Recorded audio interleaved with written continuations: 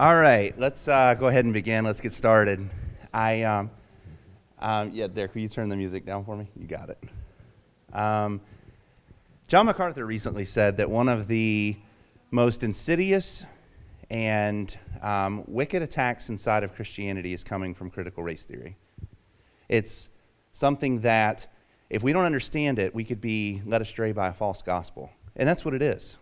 It's a gospel presentation that has a false view of salvation, a false view of sin, a false view of everything. And isn't that how Satan normally works? That he takes something very subtle and he twists it and makes it seem reasonable. And then before we know it, we're far down the path and wondering how we got there. It's one of our privileges. This is the first time we've ever done anything like this, to have Dr. Sunshine come and be with us today. I met Dr. Sunshine a couple years ago at an event at Genesis called Perspectives, which is a class on the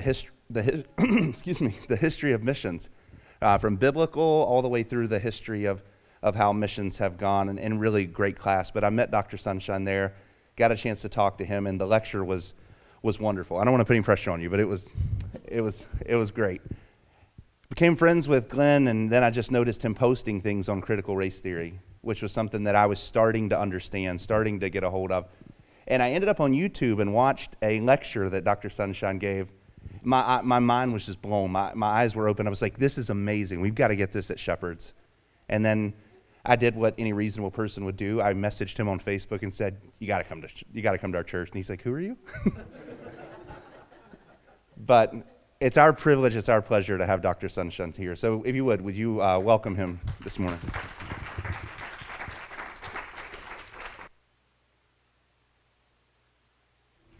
Thank you. After that introduction, I'm kind of anxious to hear what I've got to say.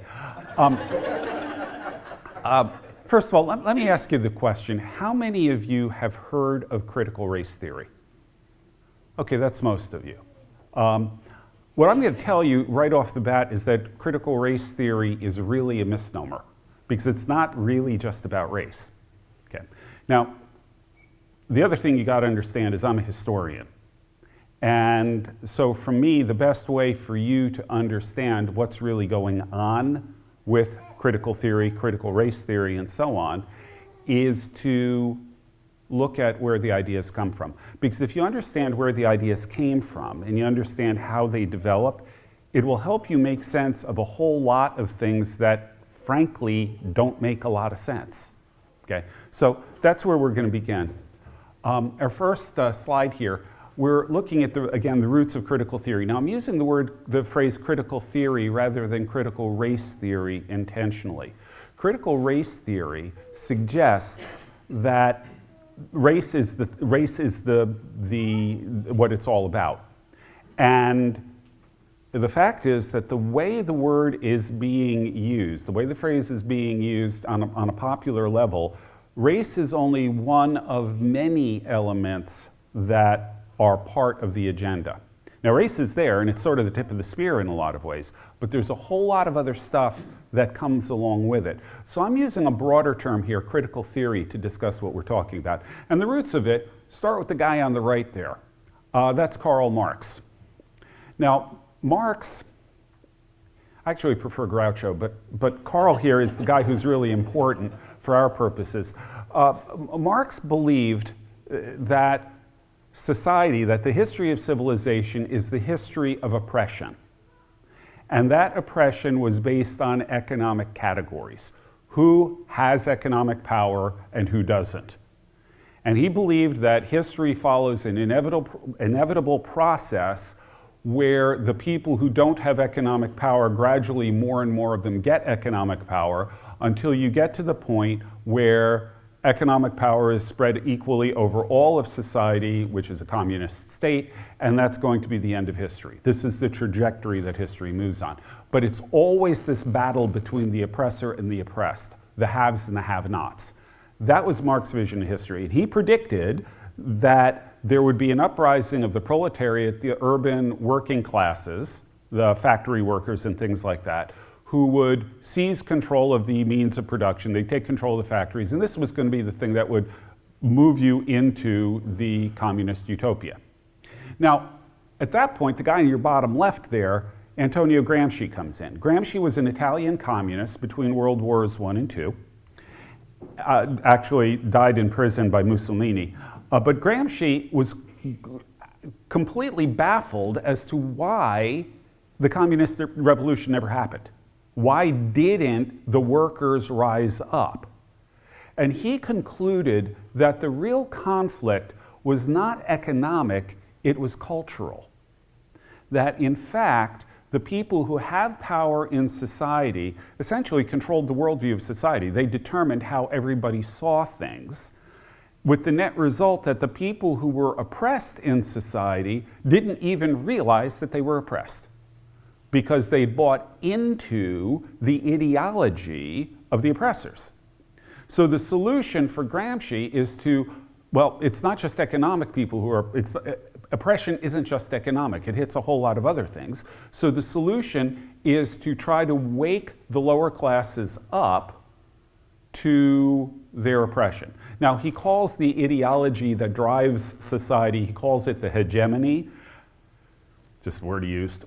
So the alternative is you need to get the intellectuals and the workers together to create a counter-hegemony, an alternative ideology that would undermine the ideology that dominates the society and therefore lead to freeing the oppressed people. That idea was picked up by the group on the top left. That is the Institute for Social Research at the University of Frankfurt in Germany, known as the Frankfurt School. They picked up on Gramsci's ideas and started to move with them, started to develop them, started to work with them. And then Adolf Hitler came into power. So they moved to Geneva, and then they were invited to the United States, I believe by Dewey, and they relocated to Columbia University. And so the Frankfurt School is really centered in Columbia University. And they start a movement that is known ultimately as the New Left. New because it's sort of neo-Marxism. It's a new version of Marxism.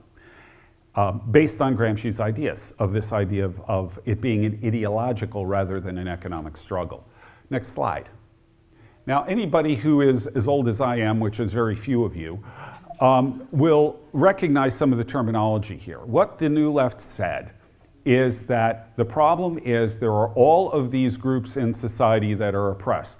There are blacks, there are women, there are ultimately gay people, and so on. All of these oppressed groups in society have a false consciousness. They have bought into the ideology of their oppressors. So the object then is to raise consciousness by making people aware of the fact that they are oppressed.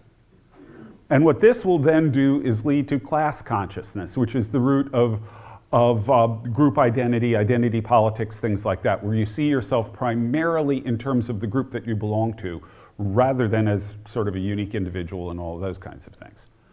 The idea is to develop a counter-hegemony, as Gramsci would say, an alternative worldview so that the people who are oppressed will recognize they're oppressed, and then all of these various oppressed groups will join together to overthrow the system. Okay, that's the program of the New Left, and that is really what's at the root of critical theory. In fact, the term critical theory comes from these guys. Okay, now, turns out, though, we have to add one other wrinkle into this. Next slide. The sexual revolution. It turns out, although we don't really normally recognize this, the term sexual revolution was actually coined by the guy in the bottom left there. That's a guy named Wilhelm Reich. Wilhelm Reich was a member of the Frankfurt School, although he got sufficiently weird that they kicked him out. Died in prison, there's a bunch of things there, but he was a psychiatrist. And what he did is follow the ideas of the guy on the top left, that's Sigmund Freud, but mixed them with Marxism. Now, how does this work? Well, Freud says that, okay, society is really built around sexual taboos. He really believed that that was the root of society. The reason is that people, he said, have sex drives that we instinctively want to fulfill, but society says you can't do that. And what this does is two things. First of all, it's what produces mental illness according to Freud, and unhappiness and all of those kinds of things. But on the other hand, it forces people to redirect the energy that they get from their sex drive into new areas. And that redirection of the energy is what produces civilization. That's why you get great artists, architects, all of the different things that drive society forward, drive civilization forward, come from redirecting the sex drive. So one of his main books is called Civilization and Its Discontents.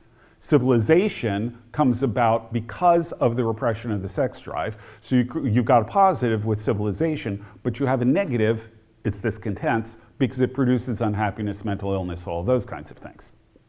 Well, Reich here comes along and combines that with Freud, with Marx. So you get a kind of Freudian Marxism here. And the way this goes is Freud says society comes from repression.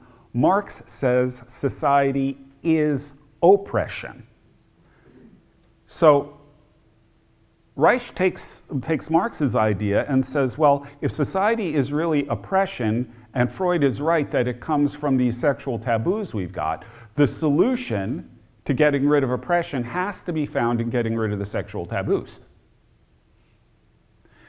And so in the 1930s, he wrote a book called The Sexual Revolution, in which he advocated the complete elimination of sexual taboos and things like that as a way of leading into the Marxist utopia. He argued, with actually Marx himself, that the natural family, husband, wife, children, is the root of bourgeois society, which to a communist is the enemy. And so in order to get rid of bourgeois society, you've got to get rid of the family.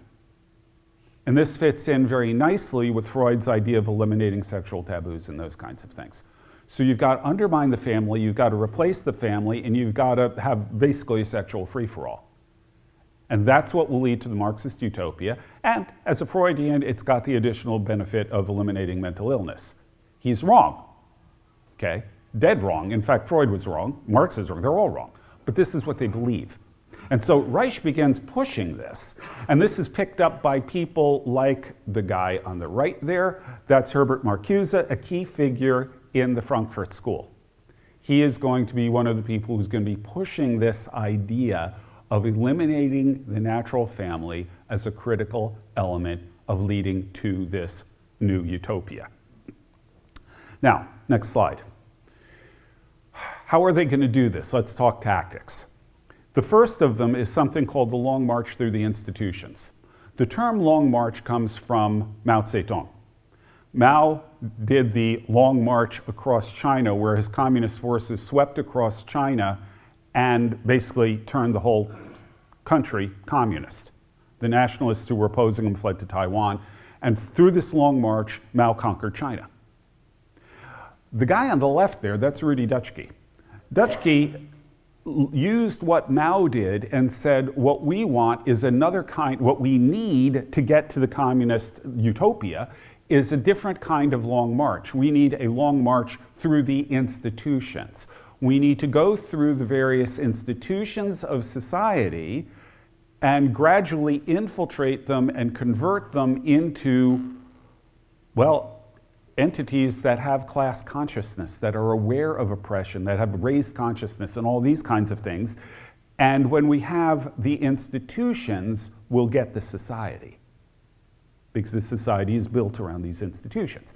Now, the term Long March of the Institutions is usually associated with Marcuse here, rather than Dutschke. And that's because Marcuse picked up on the terminology and the idea in his book Counter-Revolution and Revolt. He popularizes the term, he popularizes the strategy, and in particular, he believed that the way you turn society around is you focus on the media. If you get control of the media, you will move society in the, well, I would say the right direction, but in his case, it's the left direction. Okay, so think about the media in the United States. Would you describe it as being primarily leaning to the right or to the left? And how far left is it? The Long March of the Institutions worked. they've gotten control of the media, but it doesn't stop there. Next. Max Horkheimer, another member of the Frankfurt School, said this: the revolution, remember we're talking Marxism here, the revolution won't happen with guns. Rather, it will happen incrementally, year by year, generation by generation. We will gradually infiltrate their educational institutions and their political offices, transforming them slowly into Marxist entities as we move toward universal egalitarianism. So we've got the media. Now we're also going to look at education. We're going to infiltrate the educational system, and we're going to infiltrate politics. And as we gradually transform all of these things, we will move the society to Marxism. Have you taken a look at what's going on in education? He's saying this in the early 70s. This has been a long, systematic approach that these guys have taken to getting control of the levers that move culture. And they've done it, frankly, very successfully. But this isn't the only tactic that they've got. They've got another, there were several others, but the other big one is our next slide. It's a thing called repressive tolerance. Repressive tolerance is a term, again, Marcuse came up with this one. Repressive tolerance is the idea that we should tolerate ideas coming from the left, but not ideas coming from the right. We tolerate liberal ideas, but not conservative ideas. And Marcuse argued that we need this, we need to do this because if people hear arguments, conservative arguments or arguments from the right, it will prevent them from actually objectively considering arguments from the left. So we only give them arguments from the left, and this is in the name of freedom of thought. Okay. So he says this has to take place in education. We only educate people with perspectives from the left. It's going to, indoctrination from the left is perfectly okay, but not from the right. We need to promote this. And even violence needs to be understood and supported if it comes from the left, but not if it comes from the right. Case in point. Think about the treatment that we see in the media of Antifa and the riots, not just the protests, but the riots in the wake of George Floyd. Now, not everything that happened in the protests in the wake of George Floyd were riots, but there were riots. Think about the way those are treated in the media versus what happened in the Capitol. Now, I'm not justifying what happened in the Capitol. That was stupid, and frankly, the people, a lot of it needs to be prosecuted. But that's also true of Antifa, and it's also true of the riots elsewhere. And yet, you have mayors who, when the people are arrested, release them. We're going to tolerate violence from the left, but not the right. Anyone who questions the new left or its agenda cannot be tolerated. They should be silenced, or to use modern terminology, canceled. These ideas, this approach, this strategy has been in place for decades, and it's just now becoming blatant enough to be really obvious. Okay, next slide. Now, most people who deal with critical theory talk about it in terms of cultural Marxism, which is okay, but you need to go beyond that. You need to, in particular, bring in ideas from a movement known as postmodernism. There are a bunch of thinkers here who are important. I'll just narrow it down to one key figure, this guy, French thinker by the name of Michel Foucault. Foucault was really interested, postmodernists are really interested in language. And the reason they're interested in language is, first of all, they don't believe that it is possible to be objective. Objectivity is impossible. What counts as knowledge for them is, number one, subjective. If it's not objective, it's subjective. But number two, it is also very tightly tied to language, because the words we use shape or help determine how we think. Okay, this is something called the Sapir-Whorf hypothesis. Don't worry about it. And there are different versions of that out there. So this connection between language, thought, and, well, knowledge, all of these kinds of things is a central issue in postmodernism. The way Foucault took this is you get the impossibility of objective knowledge, but he then takes the next step and says that knowledge, what counts as knowledge in any society, is determined by the people who have cultural power. In other words, the elites in society determine what that society thinks of as knowledge. Okay, so knowledge is well, to go back to Gramsci, knowledge, what you think of as knowledge, is an expression of the hegemony, the people who control the ideology of the society. Now, the difference here is that Gramsci believed that there were things that were objectively true. Foucault doesn't. Further, he's going to take the next step and say that language is a way that the power structures in society reinforce their own power. So the words we use, the expressions we use, all of these things shape our thinking, and all of that is either deliberately or unconsciously designed to maintain the people who have power in power, to maintain their power. So Foucault sees language as being a critical element of the existing power structures. And if, in fact, you are, like Foucault, influenced by the left and you think the power structures are intrinsically oppressive, one of the things you've got to be thinking of is, what do you do with the language? How do you change the language to move things in the right direction? Foucault is also, by the way, going to argue that sex and sexuality are social constructs. He's one of the first people who will do this. This should sound very familiar if you paid any attention to LGBTQIA+ stuff. And he says this is tied to power. It's tied to the existing power structures in society. Thus, society supports heterosexuality because this somehow reinforces the people who already have power. He himself is a homosexual, so this is the way he's arguing this. And thus, the power structures use language and other things to delegitimize LGBTQIA+ people. Okay, so that's Foucault. Foucault comes into the mix with cultural Marxism. He begins shaping a great deal of what's going on in cultural Marxism. Next slide. So you get what I would describe as second generation critical theory. First generation is just the stuff coming out of the Frankfurt School. But what we have here is you've got Gramsci's idea of the hegemony, the cultural ideology, and the calls for a counter-hegemony and alternative ideology. You have the New Left's concept of oppressed classes and identity politics. Add to that Foucault's concept of the use of language to reinforce power.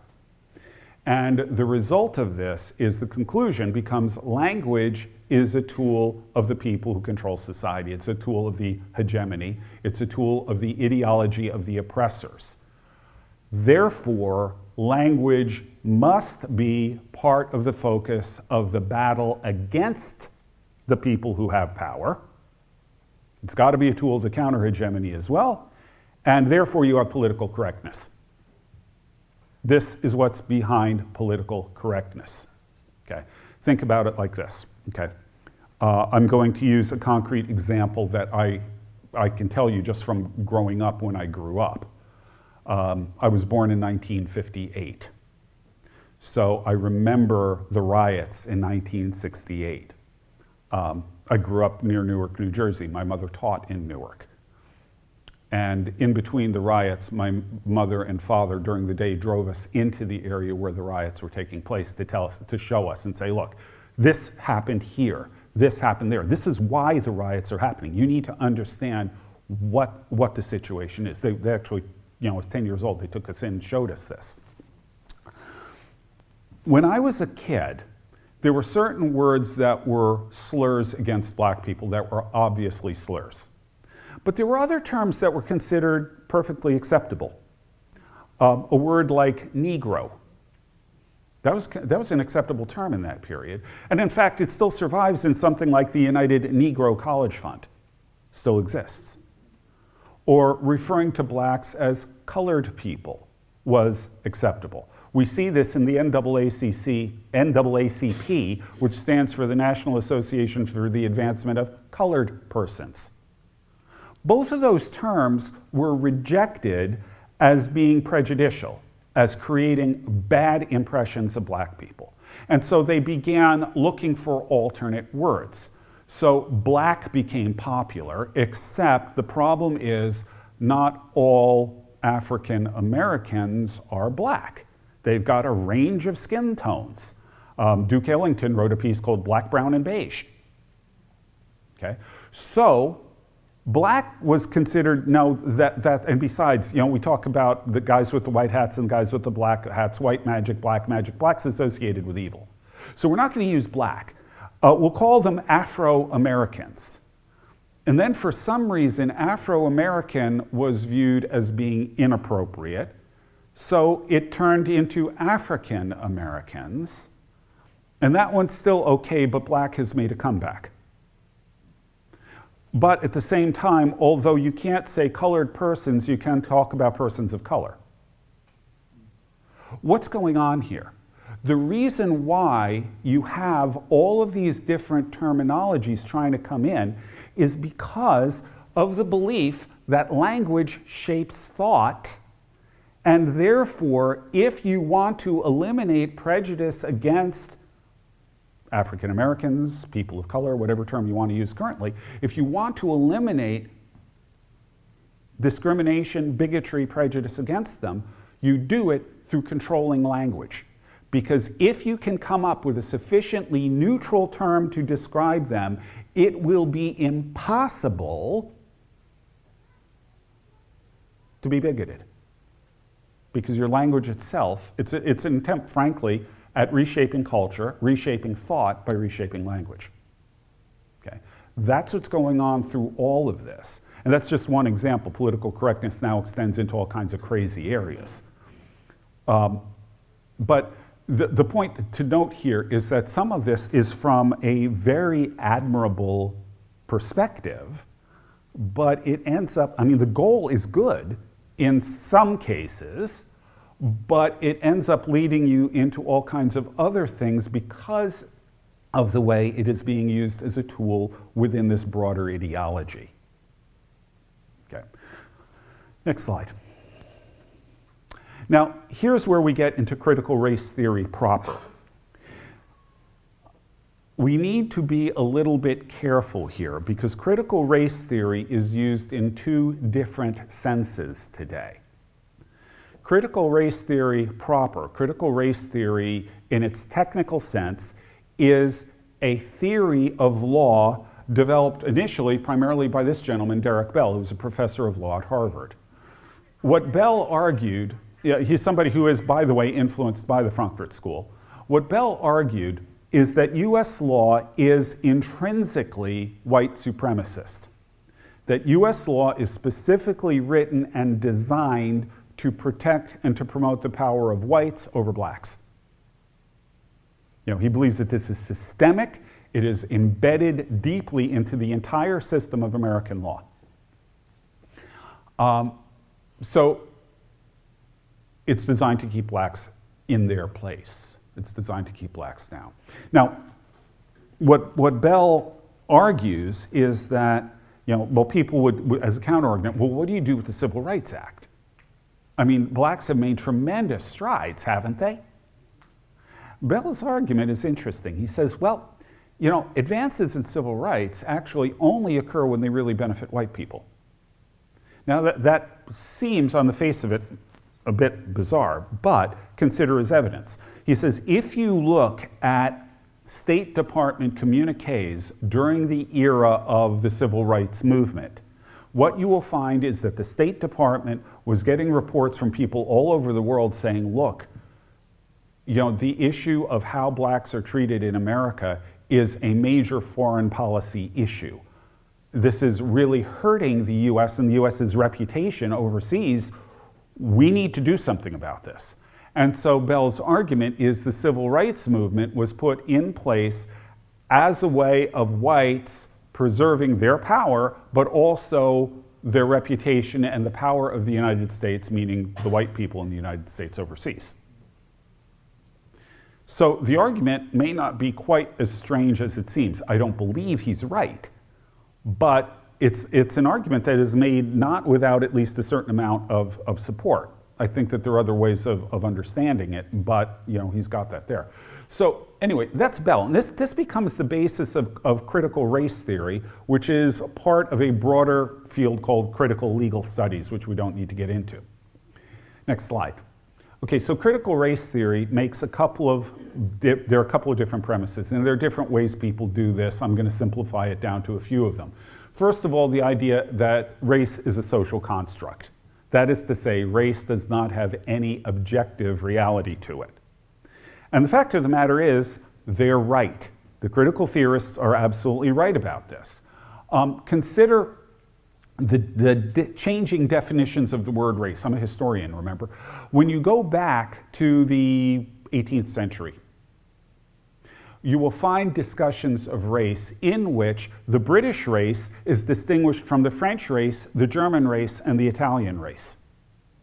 In other words, race was originally almost synonymous with nationality, culture, that kind of thing. Then as you move into the 19th century, things begin to change. And they begin to change for a couple of reasons. One of them is Darwin. One of them is that the European powers are busy trying to figure out an excuse for what they are doing when they're going out and in the neo-colonial period beginning to dominate in Asia and Africa and so many other areas. What justifies them doing this? Well, what they do is they develop an idea that is technically referred to as scientific racism. Scientific racism is actually a way of analyzing humanity, and it divides them up into different categories. There are three primary categories here. By the way, well, I'll show you the connection in a moment.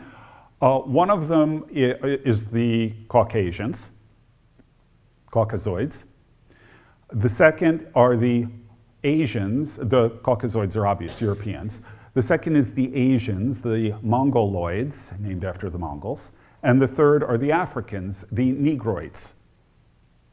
Okay. In case you're wondering where they get these, Shem, Ham, and Japheth.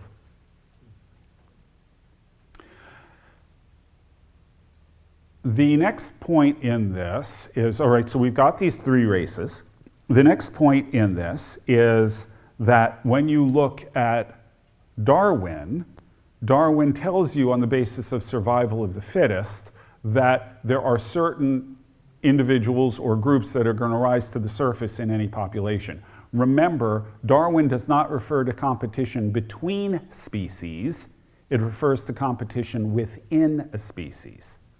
Which of this group, which group of ants outcompetes the other so that they survive? Which group of humans outcompetes the other so that they survive? And the argument goes that because Europeans live in such a harsh climate, they had to be tougher and smarter than other people who live in a much, much more gentle climate. I mean, after all, it's so much easier to live in Africa than it is to live in Scandinavia, said people who've never been to Africa. And I'd also like to point out that I spent some time in Mongolia. Remember Mongoloid? Ulaanbaatar, the capital of Mongolia, is the coldest national capital in the world. The average temperature there is 30 degrees for the year. The average temperature is below freezing. I actually, when I want to complain about the winter here, I actually kept Ulaanbaatar on my weather on my phone, so I could always check what it was there. I've seen it at minus 40.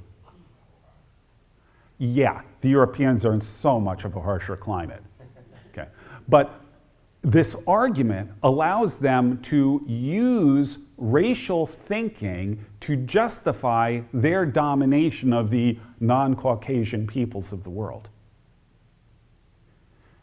And this is an indication that I see all the time.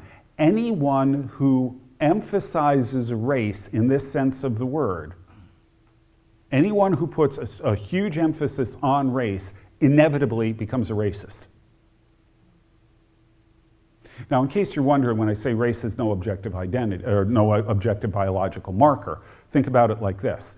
No matter what trait that you're going to use to define race, there's no clear breakpoint.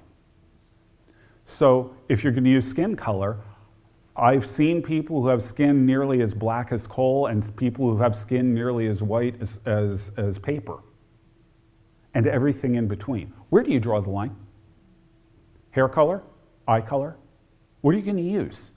There is no biological metric for race.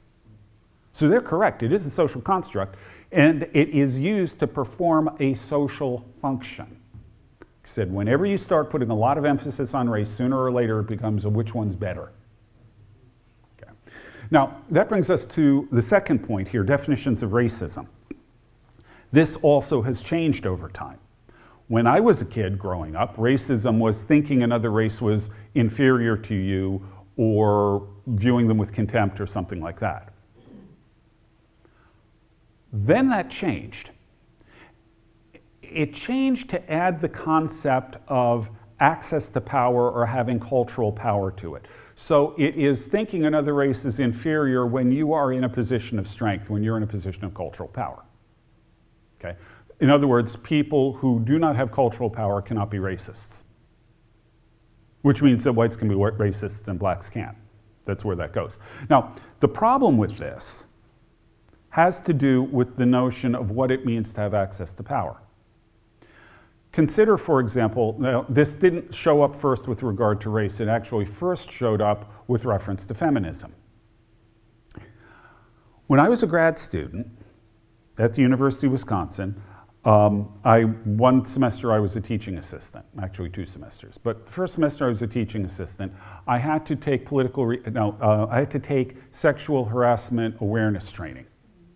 Okay, and when I got there, among other things, what they told me is that males were in a unique position to sexually harass women because they had access to institutional power. Okay. Now, as a TA, I was in a classroom that I was TAing European economic history at the time. The class immediately before ours in that classroom was a class that was taught by an endowed chair of women's studies. Now, for those of you who don't know the academic food chain, an endowed chair is as high as you get in academia. There really isn't anything above it. So there's this endowed chair in women's studies who, by the way, did not allow men into her classes, which I would argue is illegal, but in any event, that we're not going to go there. One day, I'm a chronic reader. I'm an academic. I read everything that gets put in front of me. I used to read cereal boxes, okay? One day, I walked into the classroom and there were handouts left over from the class in front of it. One of the handouts said it was about pornography. And one of the main statements in it is pornography is a textbook teaching men how to treat women. I looked at that and said, okay. Now, at this sexual harassment training workshop, I heard this thing about institutional power and all of that. So I went up to, during a break, I went up to the guy who was leading this and I said to him, I'm not putting in a complaint here. This is not a complaint. I just would like clarification. And I told him about this handout. And I said to him, now, if I were stupid enough to make a statement as idiotic as Harlequin romances are textbook teaching women how to have relationships with men, I could be brought up on sexual harassment charges, right? He said, oh yeah, absolutely. I said, so what's the difference between that and what the professor handed out? He said to me with a straight face, well, you have access to institutional power. Now think about this. I'm a grad student TA. She's an endowed chair. Which of us has access to institutional power? She could have crushed me like a bug if she wanted to, except I think I was beneath her notice. This idea of what constitutes access to institutional power is problematic, okay? But it goes beyond that. So the newer definition, you can't be a racist unless you have access to institutional power, therefore only whites can be racist, moves to the next step where you get people like Robin DiAngelo, white fragility, whites are racist, period. Because you have access to institutional power, you are implicit in a racist system, therefore you're racist. That's where this goes. Now, that is not academic critical race theory. It's not critical race theory in the formal sense, but it is the way critical race theory gets translated on the popular level. And Robin DiAngelo's book is mandatory reading in a lot of anti-discrimination kinds of workshops and places around. And if you don't want that one, it's Anti-Racism by Ibram Kendi that makes essentially the same kind of argument. The cultural hegemony, to put it in Gramscian terms, really revolves around white supremacy and white privilege. We'll talk a little bit more about that later, but basically what it's saying is that the whole system is rigged to make it beneficial to whites and to hold back anybody else. Okay. Like I said, we'll return to some elements of this later. Now, one of the reasons why I need to emphasize the distinction between critical race theory as an academic theory, as part of critical legal studies, and the way it is applied popularly with Ibram Kendi, with Robin DiAngelo, with Black Lives Matter, all of these kinds of things. One of the reasons why I have to emphasize that is something that's technically known as the Mott and Bailey fallacy. Mott and Bailey is a castle design from about the year 1000. Okay. The word motte is an Old English word meaning a mound. So what they would do is they would dig a ditch and pile up all the dirt in a mound. You'd put a palisade around a larger area with the mound inside it, and that's called the bailey or the courtyard. And you've got a mound and a courtyard, mound and Mott and Bailey. And on top of the mound, you would build the keep. This is the final stronghold. If everything else falls, this is the place that you can defend yourself from. Okay, so that's a Mott and Bailey castle.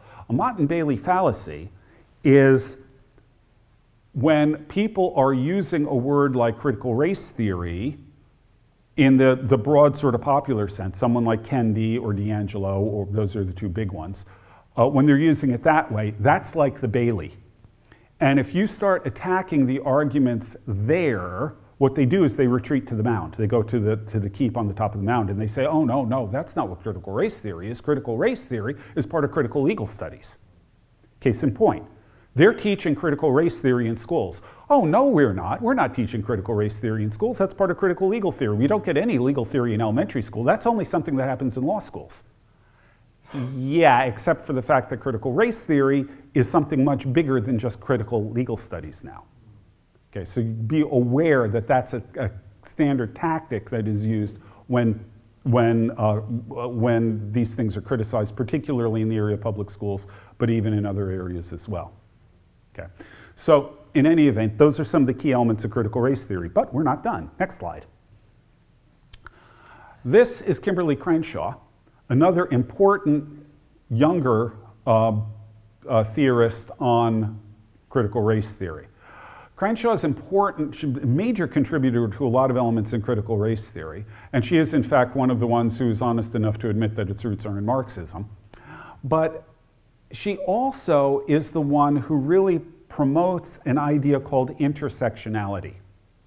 Intersectionality is really looking at the ways that oppression works for different oppressed groups. So, case in point, if you're black, you are oppressed. If you are a woman, you are oppressed. If you are a black woman, you are oppressed more than a white woman because you're getting it both for being black and for being a woman. Okay, so there's an intersection of different categories. That's what intersectionality is about in its origin. Next slide. So the way this works is you start with a series of what I would describe as approved categories of oppression. There are certain ones that they ignore. Oddly enough, poverty tends to be one of them, especially with something with roots on Marxism. Why do I say that? They are utterly unconcerned about white coal miners in Appalachia. So poverty is not a category that they use. Okay.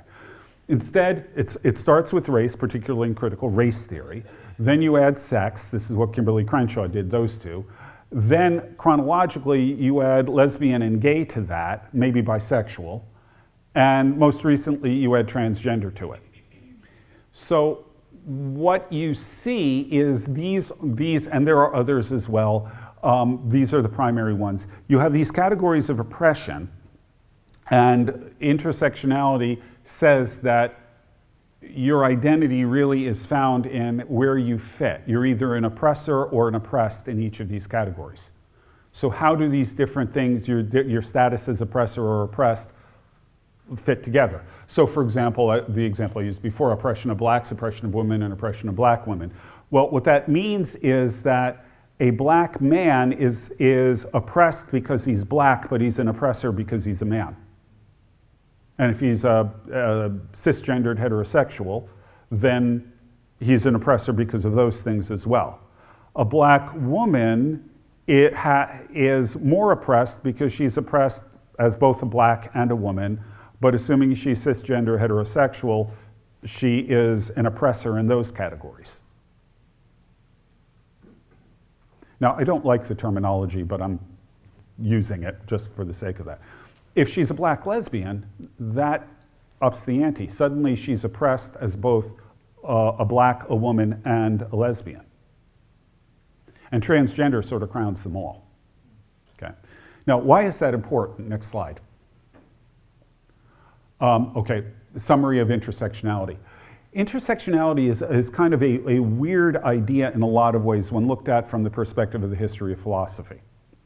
Because one of the main things in philosophy historically, particularly in the area of metaphysics, is, in other words, what's real, is the issue of whether something, it's the issue of universals in particular. So the way this applies here is, there are no universals in intersectionality, there are no universals about humanity. There's no such thing as a universal human nature. Okay? Basically, all we are is a product of various intersectional categories. There's nothing universal that unites us. We're also not individuals.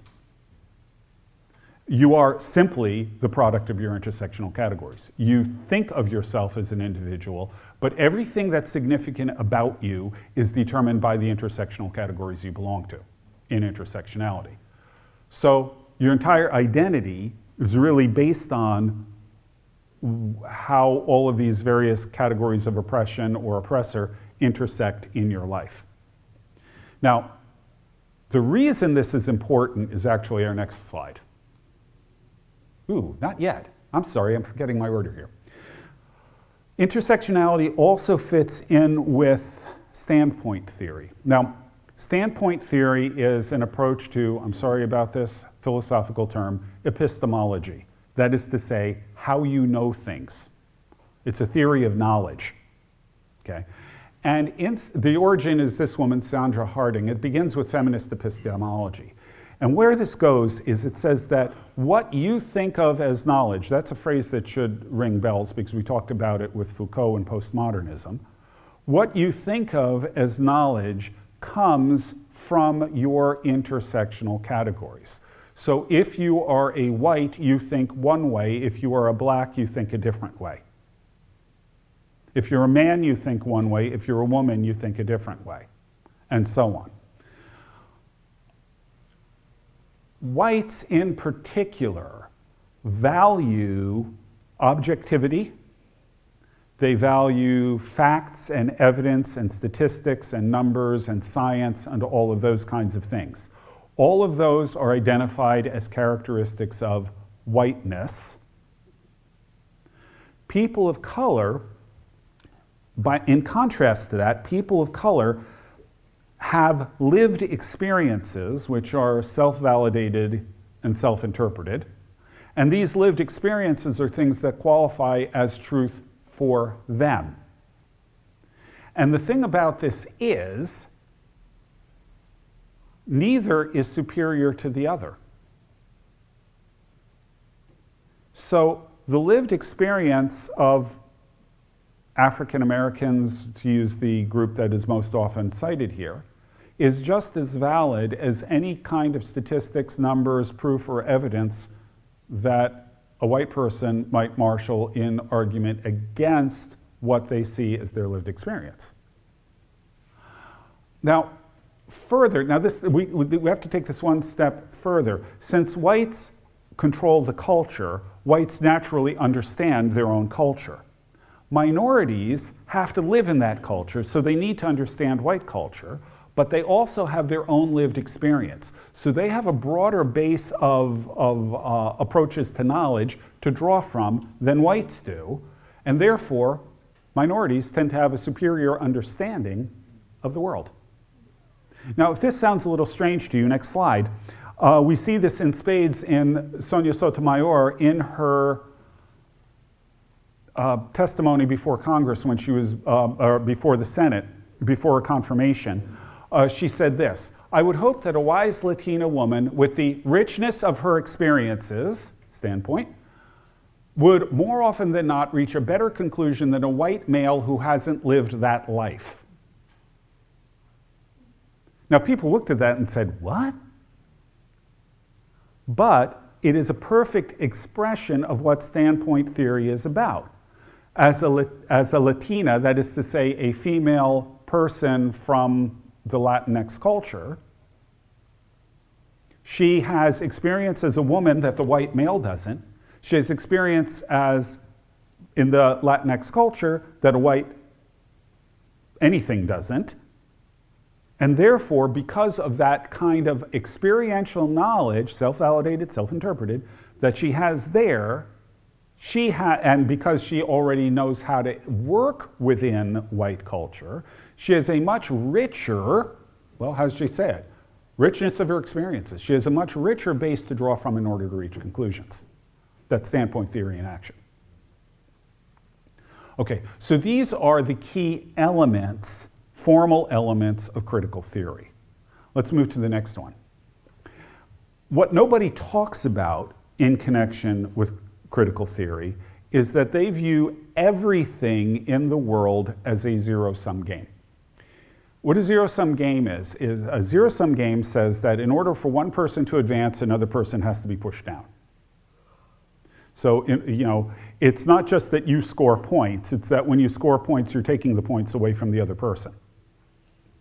Okay, that's a zero-sum game. It's most frequently used in economics. You hear the argument that the super rich, the 1% out there, own so much wealth, and because they have all of this wealth, the rest of the people are impoverished. The poverty is caused by people with having too much wealth.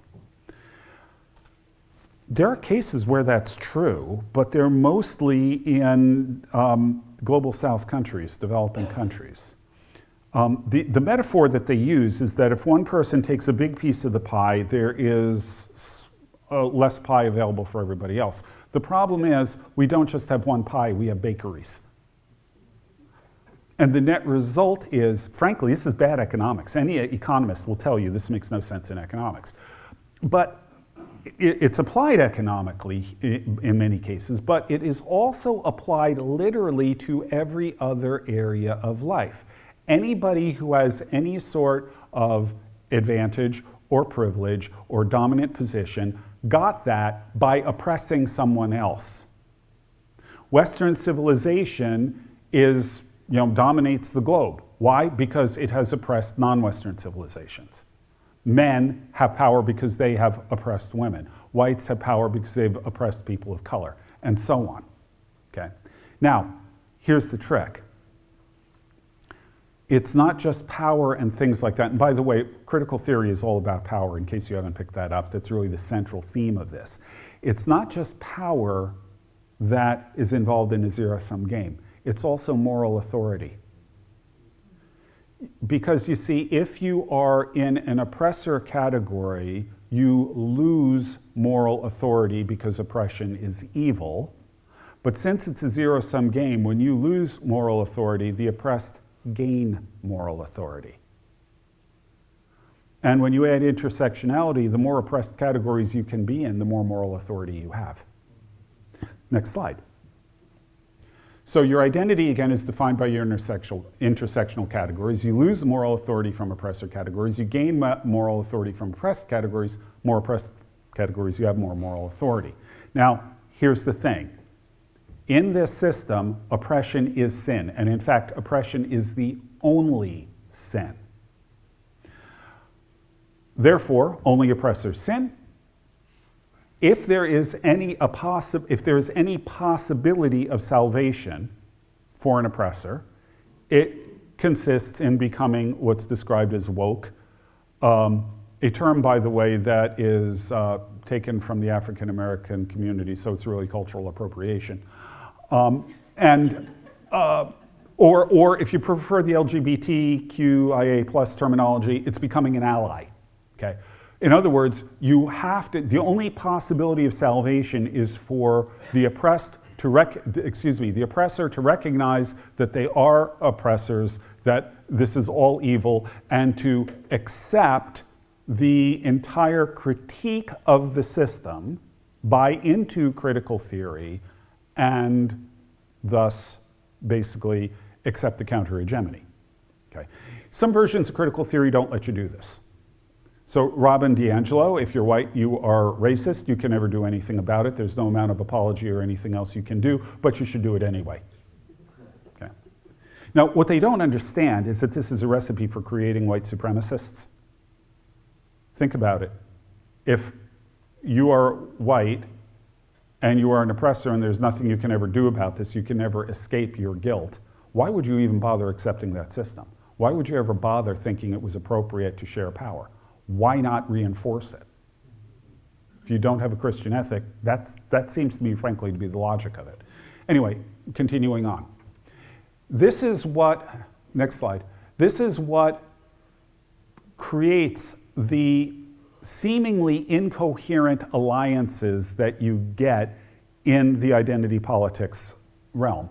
I refer to this as creating communities of virtuous victimhood, because if you're a victim, you're virtuous, you say. So women are victims of male oppression, LBG and so on are victims of heteronormative oppression, people of color are victims of white oppression, Muslims are victims of Western oppression, pagans are victims of Christian oppression, undocumented workers are victims of American oppression, the poor are victims of corporate oppression, and get this, the planet is a victim of industrial oppression.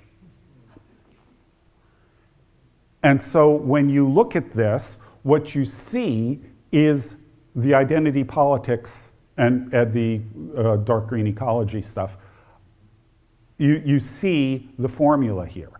This is why you will find LGBTQ plus activists opposing Islamophobia, despite the fact that if they were in a Muslim country, they would be stoned or thrown off a building. This is why you see women supporting, opposing Islamophobia, feminists opposing Islamophobia, despite the fact that women can't drive in Saudi Arabia. Okay, these weird coalitions that form because of the idea from intersectionality that all oppression is the same, and thus all of these groups, because they have experienced oppression, have got virtue, and they're basically fighting the same battle against oppression. It creates, frankly, some rather incoherent alliances. If you think about LGBT by itself, lesbians and gays historically never really got along. The only time they began to get along was in the wake of the sexual revolution. They identified heterosexuality as the enemy, so they united to fight a common enemy. When you add transgender into that, it's even more coherent, because if gender is completely a social construct and you can be male or female as you choose, how do you become a lesbian or gay? They don't really go together. It's incoherent. It's what a sociologist named Philip Reith called a death work. And by that, what he meant is it's aimed at tearing something down. There's no positive thing that it's really advocating or pushing for. It's really aimed at destruction. And a lot of the stuff we see here is, in Reith's terminology, death works. Okay, but anyway, moving on. Question: why is this so popular? The fact of the matter is, this is the dominant worldview in a lot of the world right now. It's dominating HR departments in business, it's dominating the universities, it's coming into elementary school classrooms, they're promoting this in the US military, it's essentially the worldview of the Democratic Party and a significant part of the Republican Party. Okay, why is it so popular? I would suggest that there are a number of reasons for this. One of them is there are elements of truth here. We live in a fallen world. Fallen people create fallen institutions. Sin embeds itself in every human institution. Therefore, we should not be surprised at finding sin in pretty much anywhere. Okay?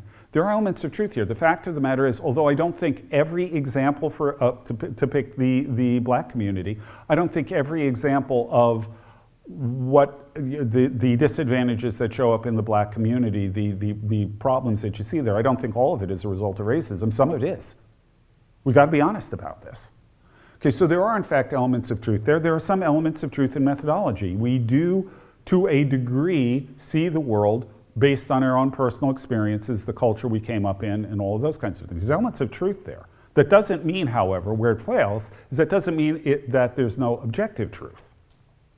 So there are elements here that you can grab hold of and say, you know, there's a point there. The second reason it's popular, I think, is emotional appeal.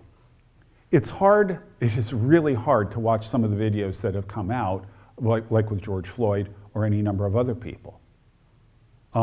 The video evidence that has come out in a number of these cases is really hard to watch. And it properly should outrage us. Standpoint theory. The problem with this, by the way, in the emotional appeal is that standpoint theory argues that the emotional appeal is as true as anything else. The lived experience of people in the black community, their reaction to these things is just as true as any counter evidence you might be able to supply, and in fact it's also more powerful. Because you see evidence, emphasis on evidence, objectivity, and things like that are whiteness. So we've got a difficulty in dealing with it, you know, trying to respond there. But there's an emotional appeal too. The other thing, though, that is worth noting particularly is that it's parasitic on Christianity. What do I mean? Wokeness is a Christian heresy.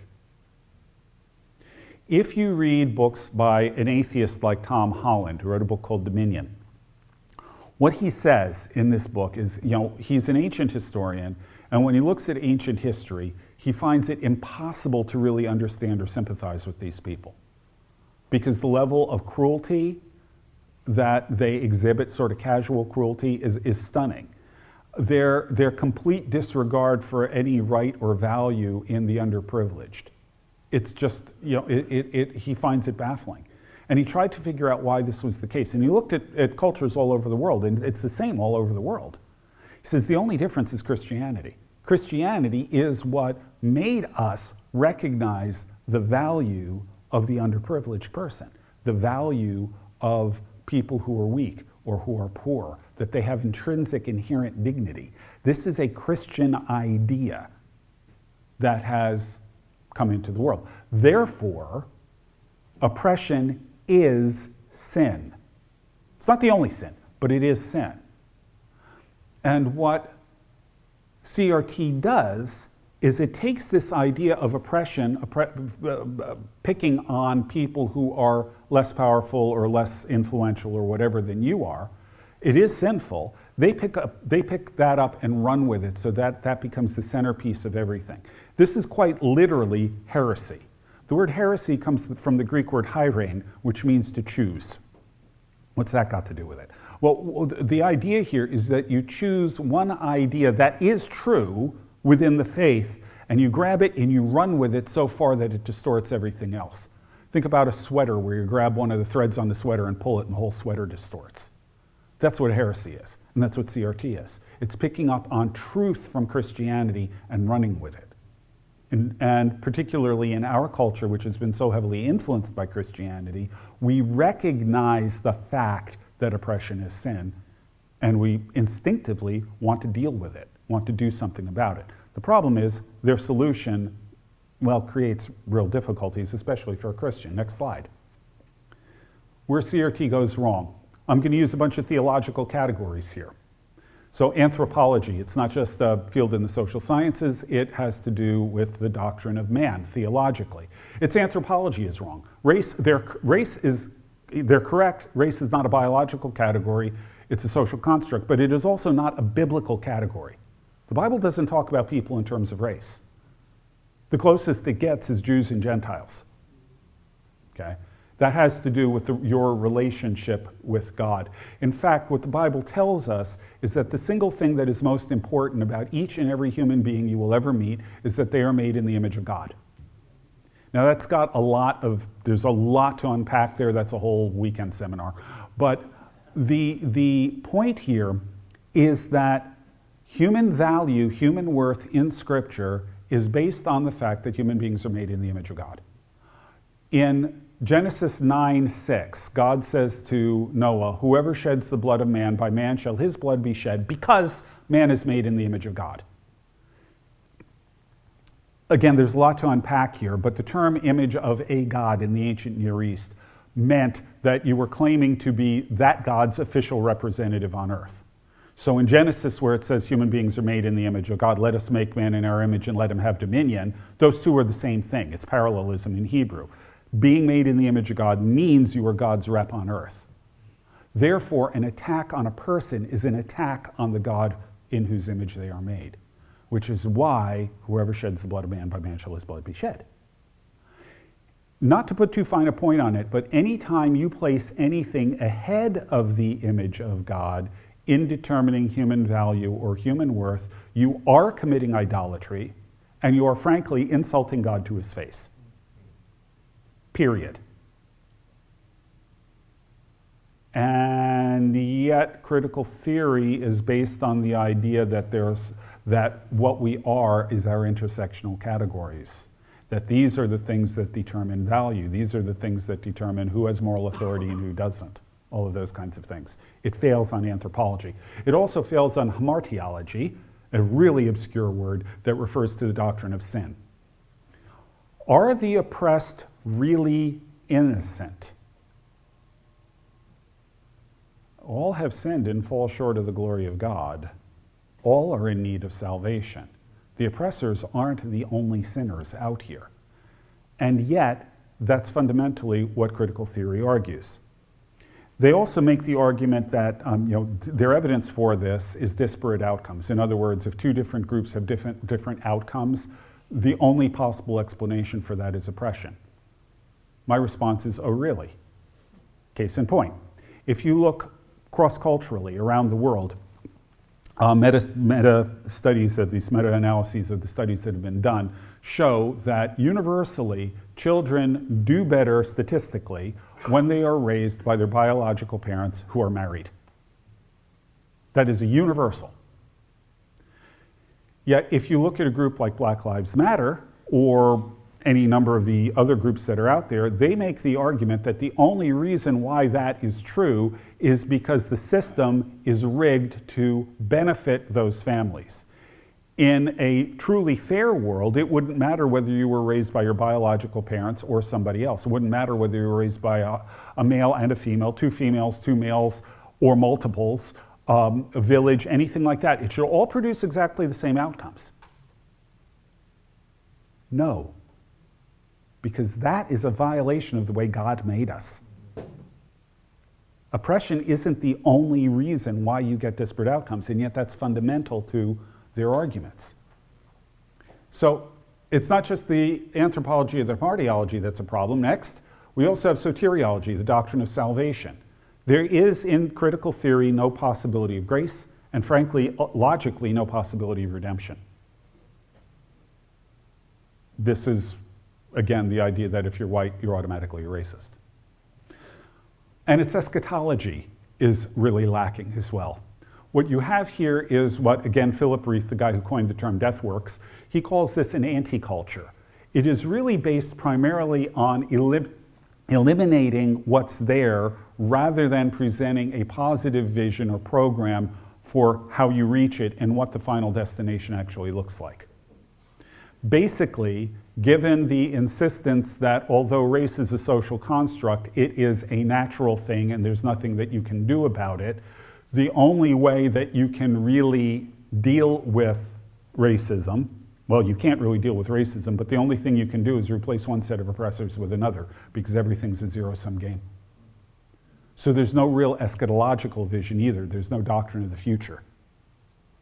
It doesn't really offer hope. Okay, next. It also fails on a couple of other levels. Epistemology, again, the branch of philosophy dealing with how you know stuff. The fact is, objective truth does exist.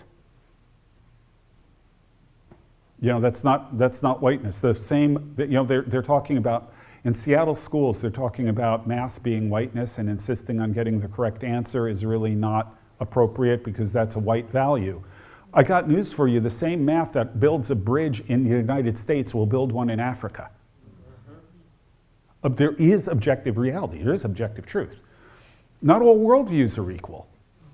Example, when I was in college, I spent a summer in Norman, Oklahoma, and I volunteered I was in a program, it's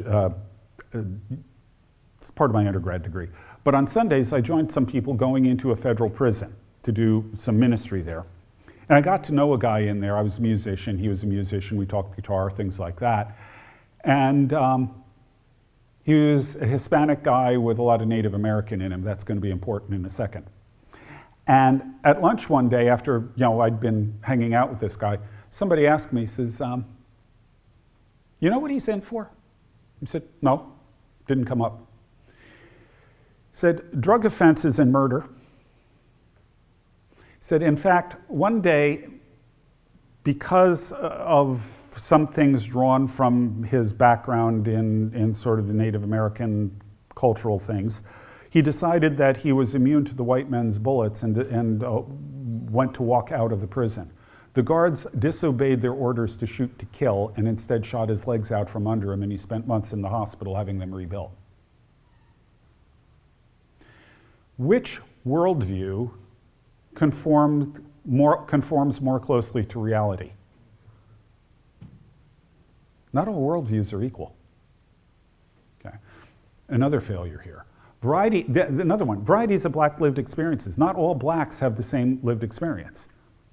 You know, you can go to Thomas Sowell, you can go to Clarence Thomas, you can go to any number of very successful black people, black scientists, black mathematicians, and so on, Carol Swain, and there are any number of them that we can point to, and they don't have the same experience of the world as critical race theory says they should.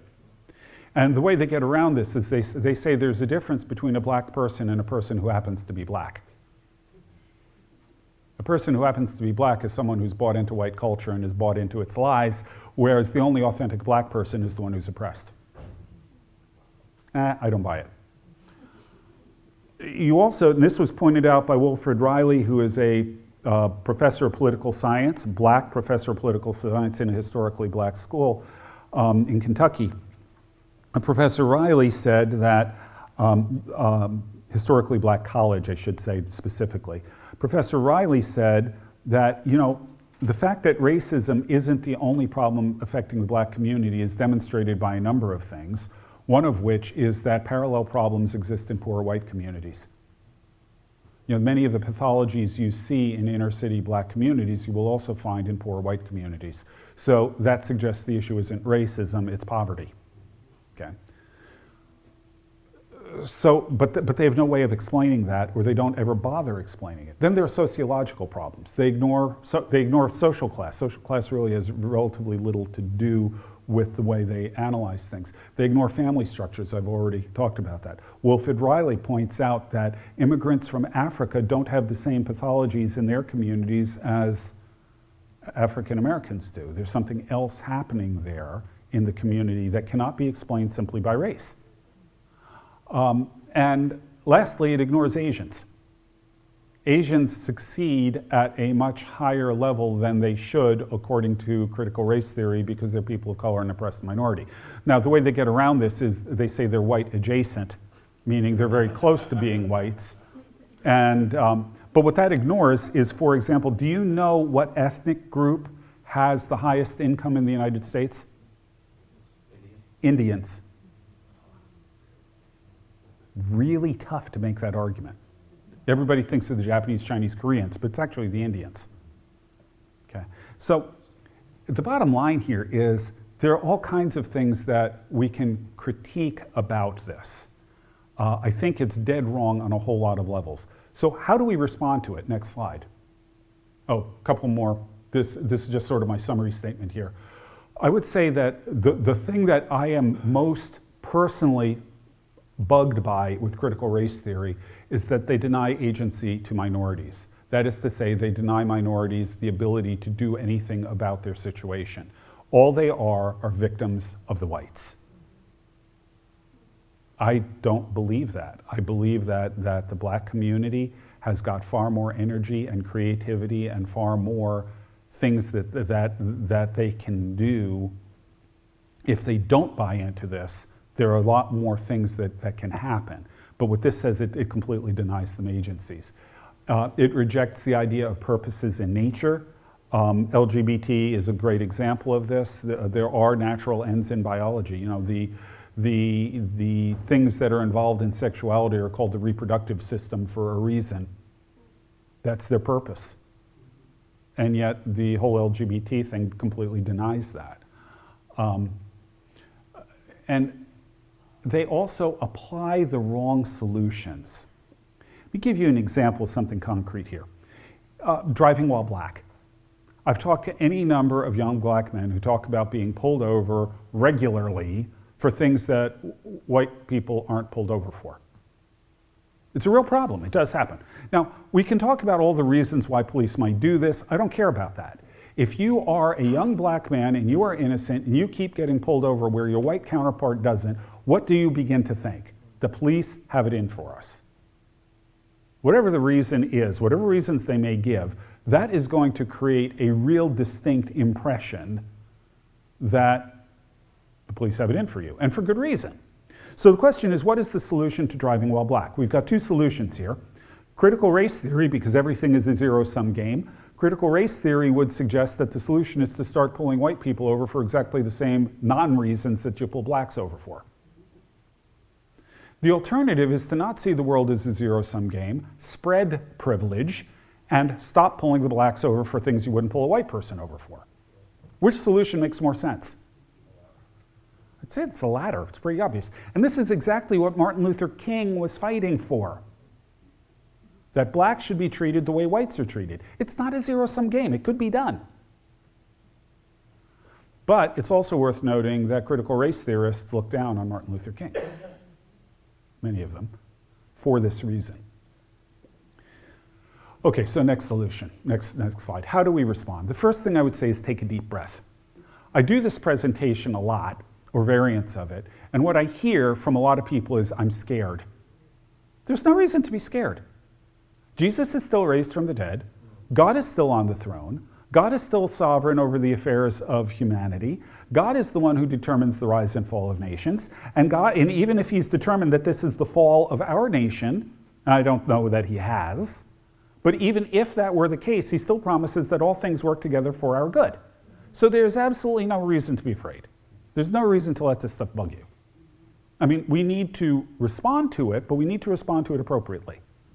But the first thing we have to keep in mind is God still large and in charge.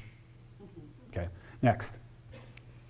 First thing in terms of practical, nuts and bolts responses is we need to recognize that CRT advocates are not our enemy. The enemy is our enemy. Okay? The enemy being, of course, Satan. We need to think of CRT advocates or anybody who opposes the gospel as people who are caught in the Stockholm Syndrome. For those of you who don't know what that is, it's a phenomenon that happens with prisoners of war and kidnapped victims and things like that, where they, as a way of dealing with the psychological pressure of their captivity, flip sides. They become collaborators. Okay? It's a well-known phenomenon among psychologists. And the fact of the matter is, anyone who opposes the gospel is not the enemy, is a victim of the Stockholm Syndrome. They are not the target for defeat. They are, in fact, someone who needs rescuing. So what we need to do is have a two-pronged response here. The first of them is recognize that Satan is still very much active and very much behind a lot of this stuff, and we need to engage in spiritual warfare. This is, Ephesians 6 is one of the classic passages of this where it talks about the armor of God and all of those kinds of things. We can look at a number of other passages from Paul and elsewhere. But one thing I would like to highlight that people tend to ignore in Ephesians 6 is after it goes through the metaphor of all the pieces of armor, in about 2 verses, Paul uses words referring to prayer something like 6 times. So put on all this armor and pray, pray, pray, pray, pray, pray. It's inescapable if you actually pay attention that Paul's real focus is on the importance and the significance of prayer. So make sure you're praying. And then we've got to think about deprogramming. How do you get through to people who have been captured by the enemy? The challenge that we're facing is that, again, as I mentioned before, reason, evidence, and things like that are seen as examples of white supremacy. And they also, if you, again, look at Robin DiAngelo, you're in what's known as a Kafka trap. And that comes from a book called The Trial by Kafka, a surrealist author. And basically, the way this goes is you are accused of being a racist. If you agree with it, you're a racist. If you deny it, that's proof you're a racist. That's a Kafka trap. And that's literally what Robin DiAngelo does. So we've got a challenge facing that. And then we also have what Vodi Bakum talks about as ethnic Gnosticism. If you're a member of a minority community, you have intrinsic knowledge of what racism is that's invisible to a white. So if a minority accuses you of racism, you are a racist even though you don't have any racist intentions or don't think of you as yourself as a racist. You are a racist because that person has secret knowledge based on their lived experience. So we've got to deal with the problem of ethnic Gnosticism. So how do you address it when you're faced with these kinds of very specific and very concrete challenges? Next slide. First of all, don't do a head-on attack. Instead, build relationships. You do this with individuals, you do this with communities, and particularly for those of us in the white community, never have the audacity to try to present yourself as the one with the solutions to the problems. You don't actually know enough to understand the problems in the minority community. You need to let them educate you and lead you. Okay? But relationships here are critical because when you are in a relationship with a person, it is much harder for you to be just simply thrown into a category. It's much harder for intersectionality to actually block real communication. Ask questions. The importance of asking questions cannot be overstated. This is true for a wide range of things. First of all, the person who asks questions controls the conversation. You don't want to be the one giving answers, you want to be the one asking questions. And secondly, unless you actually understand, you are never going to be able to effectively interact with another person. So learn from them. And also important, weep with those who weep. Don't do things like say, well, the statistics show that, it isn't really open season on blacks on the part of white police officers when somebody's just been killed. Don't do that. We need to weep with those who weep. Okay, next. Francis Schaeffer said, love is the ultimate apologetic. We must speak the truth. We cannot compromise on speaking the truth, but equally we cannot compromise on speaking the truth in love. There's a challenge here as well. Lack of affirmation is often seen as hate. If you do not affirm me as a gay man or as a transgender woman, that shows that you hate me. That's really not what hate is. But that's the challenge we have to face. You're going to see this. This is why I would argue that building relationships is primary. It's harder to make the accusation of hate in the context of a relationship. And we got 1 John 3:18, little children, let us not love with words or speech, but with actions and in truth. The importance of how we treat others is critical. Like I said, in our daily life, we're not going to be typically in a position where we're going to be able to affect significant change in a worldview that is coming to dominate the culture. But that's not our job. Our job is to do what we can do.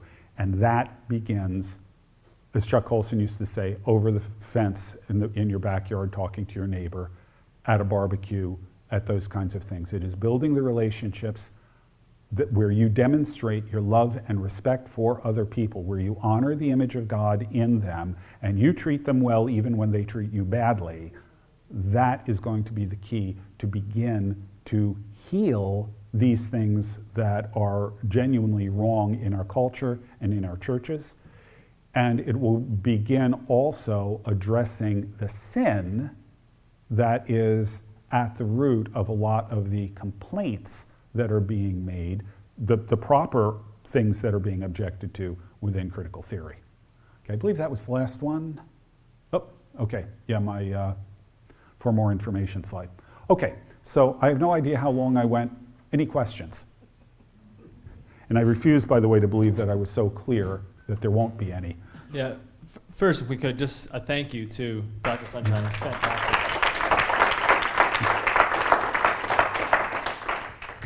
And so the session's been recorded, and so in order for us to continue to capture the essence of this conversation, we have a microphone in the back, so if you do have questions, if you could head back there and speak into the microphone so that we could capture the question for the recording as well as the answer, that would be very much appreciated. So, David, you're up first, it seems. Chomping at the bits back there. That's right. Hey, thank you very much. So what do you say when you're in the conversation, you're developing a relationship with someone where you are worlds apart, but there's a friend of mine where I've asked tons and tons of questions, and I have pretty clearly articulated to them what they believe. He knows that I know he knows that I'm aware of what his position is, and we have a great relationship. He's incredibly anti-WASPs, white Anglo-Saxon Protestants. I learned that term from him. And then eventually he got to the point where he said, well, what do you believe? I kind of shared what I believed, and it was so, is disparate the right word? We're so far apart. It was a very amicable conversation, but it was so clear. There was almost no common ground at all. Where do you go at that point when you have a relationship and there's even a desire to continue the conversation, but I was kind of at the end of, it's like, I don't have any more questions. You got to believe in Jesus. I don't know where do you go from there? So tell me, what is the end game here? I'm giving you sample questions. So what is the end game here? What is it that you think the ideal society would look like, and how do we get there? That would be a really good question. And what you would find is, well, it would be a society in which there wouldn't be any more oppression at all, something like that. There wouldn't be any whatever. Okay. Well, how do we get there if you hate WASPs? How does this happen? You're telling me that you hate a group, and yet you're also telling me you want everything to be level and equal. How does this work? How do these things fit together? That kind of question, how does this fit with that, is a really good way of sort of putting a pebble in their shoe. Okay. The other thing is, I prefer asking questions, but you could say, as a Christian, I believe that everybody's made in the image of God, which means everybody's got equal intrinsic dignity. It seems to me that that would be a lot better foundation for building a just society, if it were actually followed through, than what you're suggesting. You hate WASPs. How are you going to do this? So things along those lines would be how I would approach it. The bigger problem, by the way, comes when you have family members or something like that who you're in relationship with who disown you because you don't agree with them. And under those circumstances, I would argue that the relationship was not as strong as it should have been in the first place, because if those kinds of things will divide you from family members or old friends, their ideology is more important than the relationship, and then all you can do with that is pray.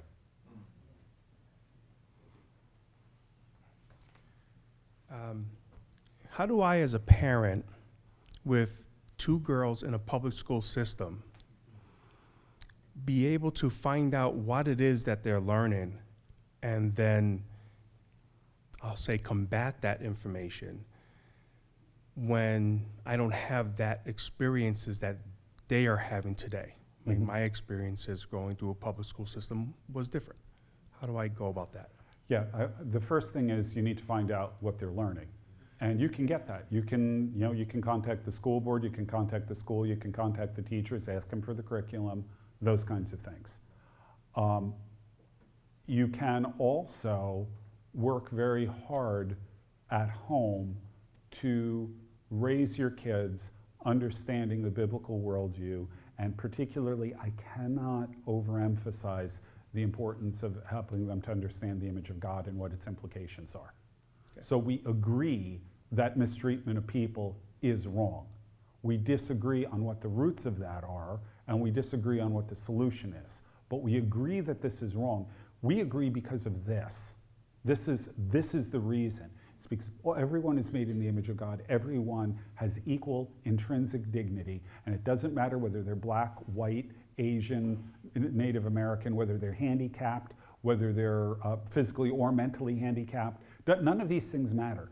Everybody is valuable. Everybody is made in the image of God, and we need to honor each person that way. That, I think, most kids will recognize. My suspicion is most kids, and then if you live that out at home too, most kids will end up recognizing that as really a better way of approaching it. And you can actually address the issues directly as well as you learn what they are. Awesome. You can also ask your kids what they're learning. Let them tell you. Yeah, that's how we've been approaching it first, but you goes back and says, well, I don't know. you can do additional research by asking the teachers, asking the school board. Thank you. As you think about the long march through history, where are we at in that march?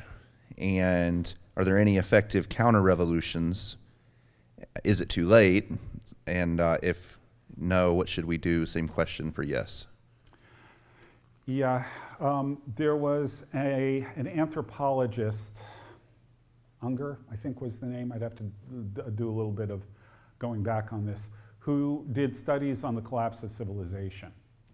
And although he attempted to disprove this thesis, what was very clear, what he could not disprove, and all of the evidence pointed to this, is that when you hit a point in a society where there is the kind of sexual chaos and confusion, rejection of marriage, all of those kinds of things, you are 3 generations away from societal collapse. Universally. We are well past that point.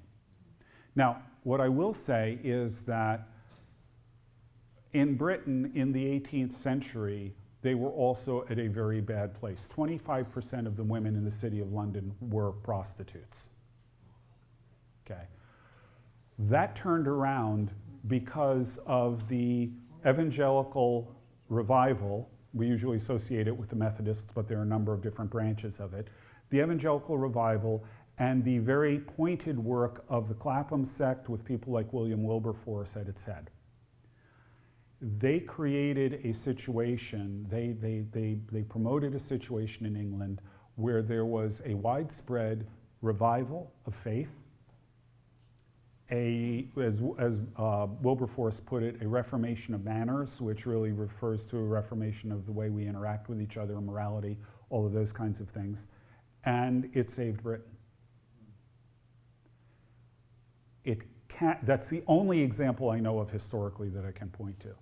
It can happen, but what it takes is a lot of very serious, uncompromising Christians who, among other things, place prayer at the center of what they do.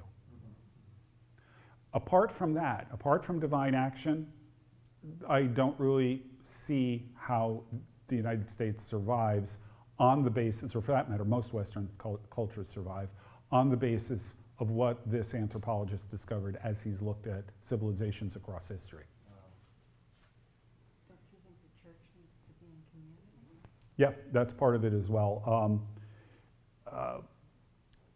The church has a critical role here, and we need to exist, frankly, in a way we don't, as intentional communities of mutual support for each other.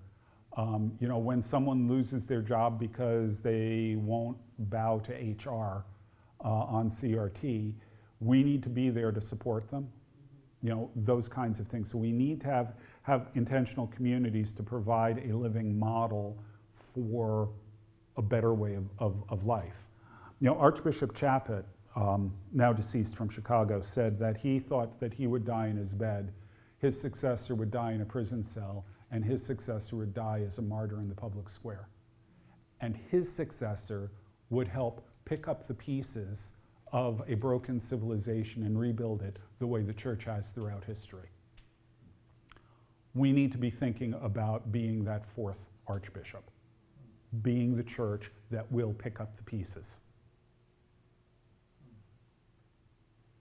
On that cheery note, other questions? Okay. I have more of like maybe a statement. Mine's more of a statement. I'm in New Hampshire, southern New Hampshire. And last year I started getting pretty involved politically. And New Hampshire actually made it illegal to teach CRT in New Hampshire schools. I guess there's a bunch of teachers that are vowing to still teach it. So now what they're going to do is try to see how they can expel you get rid of the teachers, you know, fire the teachers. But I think one of the things that we're doing in our district is telling people get involved in your school committees, become part of your school committee, know what's going on, because I think that's what happened, that they infiltrated the school committees and indoctrinating these children.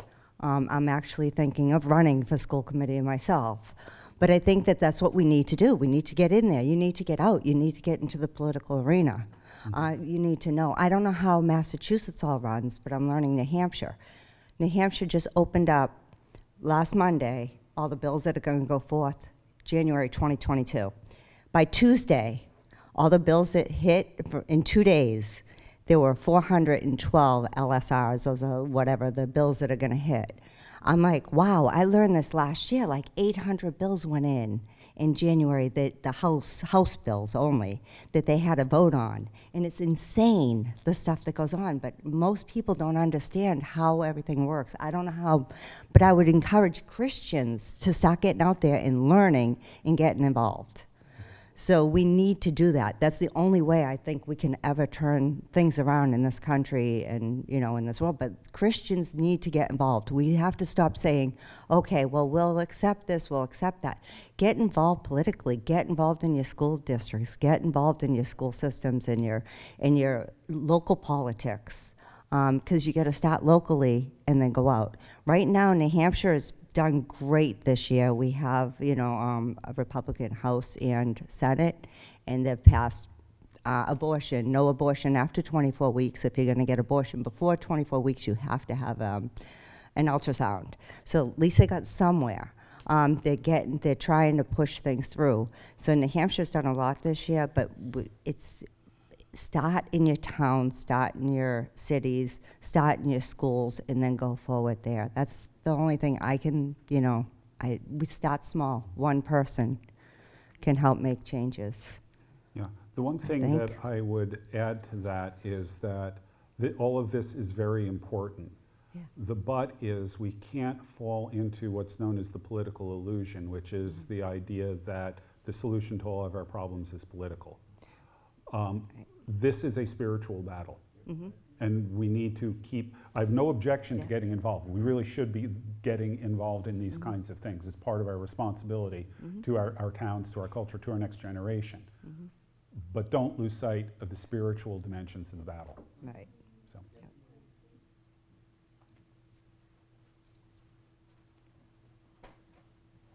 Yeah, I just wanted to ask that you basically just said that earlier about our society is pretty much, I don't know if you believe this personally, is rushing towards a wholesale, or maybe a more refined barbarism, in a sense that a wholesale collapse of civilization. If things keep getting worse. So if that's, because I was kind of like, I was reading another book regarding the collapse of Rome at the time, and how they collapsed with, was it, I believe it was Alaric, he was the guy who led the Visigoths and the so-called barbarians, right? So I'm seeing that how instead of people coming outside, I mean, there's always external, nations out there that are kind of like, adverse to our society here, but I see it's becoming more ingrained inside of our culture, where we're actually, I think this guy is actually arguing that we're actually creating barbarians, in the sense of like, we have lost objective truth. We think that they try to assume moral high ground of like virtuous victimhood, while ignoring like the virtuous victims like of babies in the womb, right? That's like it's really insane. And so, would you say that that's the way it would come about in those 3 generations, as you stated earlier? Like, would it be like inside out or outside in? Yeah, let's take a look at what happened in Rome. It's a great example. The reason why Rome collapsed, at least the western half of it collapses, what we think of as the fall of Rome, is because the culture itself had become hollowed out. It rotted from within, which opened up the door for the Germanic peoples and so on to migrate in and destroy it. Okay.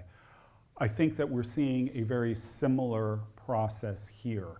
When you look at things like the 1619 Project, what you're seeing is something that is systematically designed to delegitimize the United States. Okay, are you familiar with 1619 Project? Okay.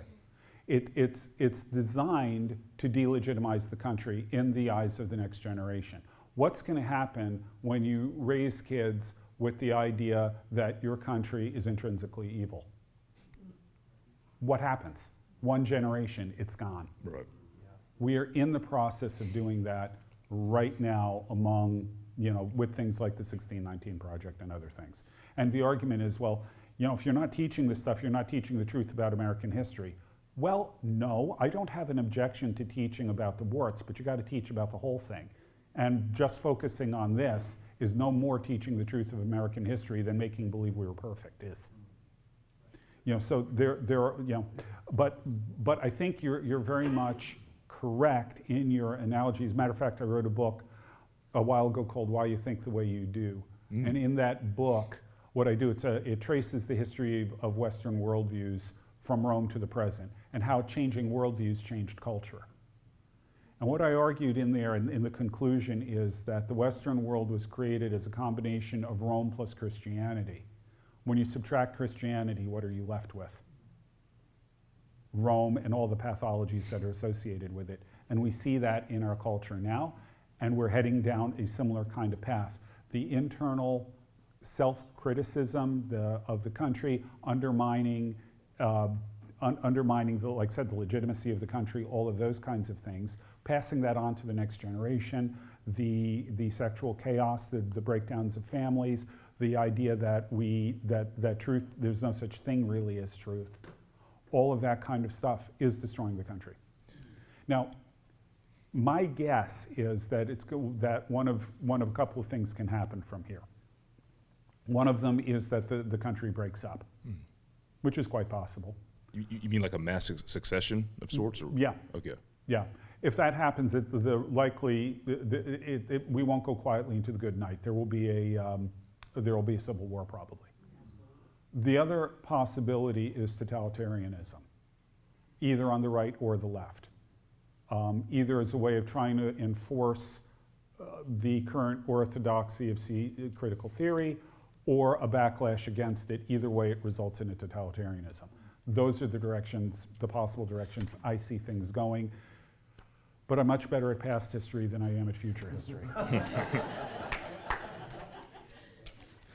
And I also have another question, I think maybe not as related, but in relation with the topic. Another thing that I kind of talk about, you know, because I'm actually a campus evangelist, and so I go on campuses and you know have a lot of you know apologetically geared conversations, and I've just learned that. So basically, whenever the topic of I think she just brought it up about abortion comes up, right? It's essentially like what you just said in your presentation, like it's like I don't know how you worded it, but like I'm pretty much just looked at as within my class. Like you're a man, so therefore you can't say you don't have a you know you don't have the a female reproductive organ, so therefore you can't say anything about this, or they'll just say, have you ever been pregnant? And they'll say these things and it's like, okay, you're just basically your entire argument is just invalidated, you know. And so like how can like it's just I know it's absurd, but it's like how do I go about, you know, I want to be I'm trying to be more humble, I'm trying to be more gentle, and but I'm just losing my mind. I'm like, what, like, and it's like three of them at one time. It's just like, Okay. what, like Two yeah. possible responses come to mind. Yeah. I'm from New Jersey. The first one is, how dare you presume I'm a man? I honestly, I said that, and I said, is it possible for me as a man to have a baby in your worldview? And they're like, yeah. I'm like, absurdity. It's just that's what I'm trying to. I'm not trying to be snarky. I'm not trying to be. You know, it's just like this is insane. Yeah, well, it is. This is literally The insane. difference between us is I did intend to be snarky. Okay. But the other way. Have you ever been pregnant? No, but I've been a fetus. I wish I had you with me. They would love you. They would love you. So you know that basically what you want to do in these situations is one of two things. I'm always a big fan of trying to turn around and ask a question. Don't let them, if they're asking the questions, they're controlling conversation. You want to find a way to turn it around and ask them a question. Yes, sir. Alternately, if that doesn't work, use their own worldview against them. And no, I'm dead serious about that. Because both of those answers are ways of taking things that they say is true and showing them the incoherence of the argument that they're making. So it's snarky, yeah, I like that, but it also, you know, there's a tactic involved there that's worth I think thinking about and trying to figure out how to use it. You know, those are sort of strategic ways of approaching it. Thank you. Thank you. So another question back into the long march through history. There's certain pillars of Western society, as you described, that need to be eroded or collapsed before this system can totally take hold. Like the end goal is communism. We're still a ways from that. But media, academia, I would say Christianity has to be a pillar that they're looking to topple. Oh, absolutely, yeah. Now, it doesn't seem, and I could be wrong, it doesn't seem as though the church is under the crosshairs as fiercely right now as other cultural battles, but I think that's coming. Maybe they are, but I was going to ask, how do you see the attack coming right now, and how do you see the attack maybe, and this goes to history in the future, but how do you see that attack coming? Okay, now, I am from New Jersey. My answer about why the church isn't in the crosshairs right now is that the church is singularly ineffective and is rolling over and playing dead. Wow. We are not a threat. Therefore, we are ignored. Yeah. The only place we are a threat is when we defy mask mandates. Wow. I saw a statement from someone, I forgot who said this, but it was something to the effect of, what we really need are preachers whom people want to kill. Steve Lawson. Okay, we don't have that. We actually did a webinar on whatever happened to evangelicalism, and basically, what went wrong for us is we became popular. 1976, the year of the evangelical, according to Time magazine. You know, we became, up to about that point, evangelicals, and actually, well, I won't get into all of it, we were really sort of a very distinct minority. Everybody thinks of the 1950s as this sort of golden age of Christianity. It was the golden age of liberal Protestantism. It was not the golden age of evangelicalism. Starting in 1976, we came out of the woodwork and started becoming popular. And we got addicted to our popularity. And the net result is what you get today are churches that are so concerned with being popular, with attracting people, with making people comfortable, that a church service consists of a concert followed by a TED Talk. Wow. We need churches that are going to be the church, that are going to stand up without compromise in their preaching, in their teaching, and in their worship, because worship is warfare too. Amen. We need to have churches that are going to be uncompromising in those areas, because otherwise they're not a threat and they'll get ignored. So good. Thank you.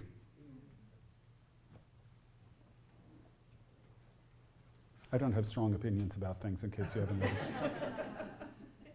Other questions? Oh.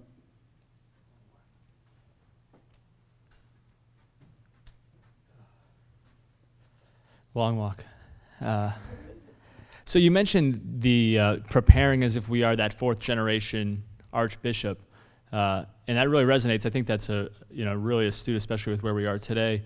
But I do wonder, as far as the church and its role today, should we be, what's the balance between being inwardly focused and building up a really strong foundation within communities, within church communities, in order that, in the event that that we are maybe that first generation, right? We're the ones who are going to die peacefully in our bed, and our children are going to be the ones dying in prison, our grandchildren, and so on and so forth. What is the balance that we strike of being really focused on building strong biblically based communities around the Word of God, and maybe being very visible in a culture that is growing in its animosity as opposed to its receptivity? Okay, I think we have to work hard at building intentional communities, but they have to be communities that are open walls, so that we are, the Great Commission still applies to us. We can't be so inwardly focused that we lose the fact that we've got a mission to rescue people, to bring them into the kingdom, to introduce them to kingdom life. I would say, I'm not sure this is exactly your question, but I would say that one of the best models for doing that is to get involved in your community. Every community has needs. Every community has got problems. How can your church help address those? An example from my church in Connecticut. The deacons, most of them didn't do this, but we had one guy who actually got what deacons were about, who became the head of the deacons. And what he did is he went to the Wethersfield food pantry and said to them, "What do you need? Give me a list. What are you short of?" And they gave him a list, and he went out with a couple of guys and went to the local grocery stores. Now, you got to know Brian. Brian is, he's a biker. He's got a tattoo that starts on his scalp and finishes on his instep. He's a scary looking dude. And he had a guy with him named Chris Dukes. Chris is about this tall and about this wide, was a shot putter, and the two of these guys go to the local grocery stores, and as people are coming in, they say, "Hey, we're from First Church. We are trying to raise, get things for the Wethersfield food pantry. Here is a list of things that they need. If you would be so kind as to just buy something on this list, just buy one thing and leave it with us when you go, we'll deliver it." They had people who got entire shopping carts. Other people just bought one or two. Other people gave them money. Brian took all of the stuff to the food bank and kept the money. Now, keeping the money is important for what's about to come. So the Wethersfield Food Bank, it turns out, is now totally stocked. He calls them a couple of months later and says, You know, we were given donations, you know, some money donations. What do you need? And they said, you know, we're still really well stocked with food. What we need are personal care items, you know, soap, toothbrushes, things like that. So we went to Ocean State job lots and spent the money and just bought a boatload of that stuff and brought it in. How much of an impact do you think that's going to have on the community? How much of an impact do you think it has on the people who work at the Wethersfield Food Bank? And what he's doing there is genuinely kingdom work. Because the kingdom isn't just about personal evangelism. It's not just about me and Jesus. That's a secular vision of what the kingdom is. It's a secular vision of the gospel. In the kingdom, everything that is wrong in the world is fixed. Everything that's broken is repaired. Everything that's lost is restored. That includes people, but it also includes institutions, it includes food banks, it includes all of those kinds of things. So question, what are the needs in your community? Do you even know? And what can you do to mobilize your community to meet at least some of those needs? That's a way of simultaneously building community, doing outreach, demonstrating the love of God, all of these things together. So that would be a concrete suggestion of a way of moving forward. We do need to get engaged, certainly, in, you know, we live in a republic. We have a tremendous privilege there. We can lobby our government. We can write letters. We can get involved in elections to school boards or local councils or things like that. We can do all of those things, and all of those things are good. But as the church, there are other things that we can do that go beyond that in many ways and start having a really concrete impact right where we are. Yeah. Thank you. I know Derek said one last question, but I want to open it up. Is there anyone who has any other questions? Because I got one more. I can go all day.